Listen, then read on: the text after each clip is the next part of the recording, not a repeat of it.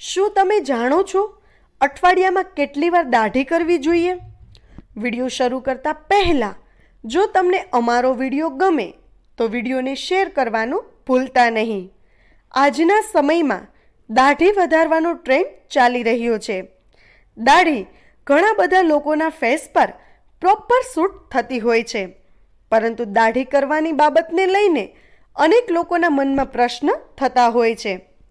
ઘણા લોકો એવા હોય છે જે ડેઈલી દાઢી કરતા હોય છે, જ્યારે અનેક લોકો અઠવાડિયામાં તેમજ 15 દિવસમાં એકવાર દાઢી કરતા હોય છે.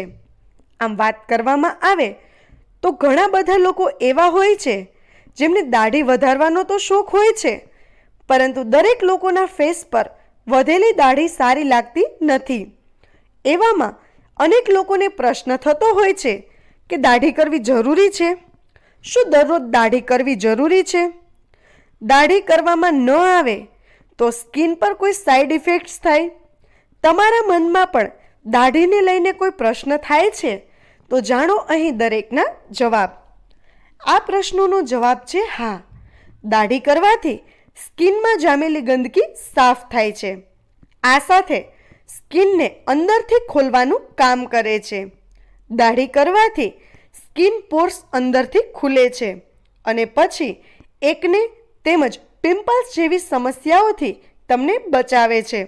માટે જ સ્કિનને સાફ રાખવા માટે અને હેલ્ધી બનાવવા માટે દાઢી કરવી ખૂબ જરૂરી છે.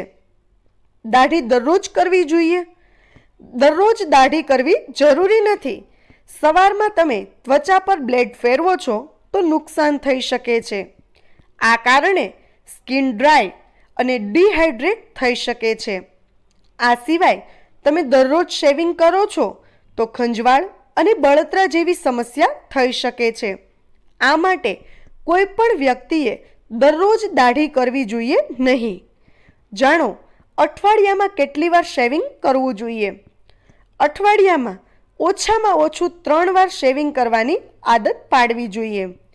અઠવાડિયામાં 3 વાર શેવિંગ કરવાથી સ્કિન ક્લીન થઈ જાય છે અને સાથે કોઈ સાઈડ ઇફેક્ટ્સ થતી નથી.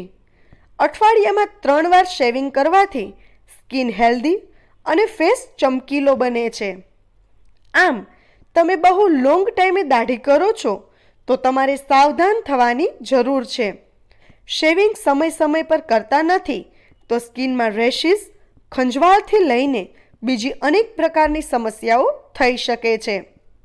મિત્રો, તમને અમારો વિડીયો કેવો લાગ્યો? કમેન્ટ કરીને જરૂર જણાવજો. અને જો તમને અમારો વિડીયો ગમ્યો હોય તો અમારા વિડીયોને લાઈક અને વધુમાં વધુ શેર કરવાનું ભૂલતા નહીં.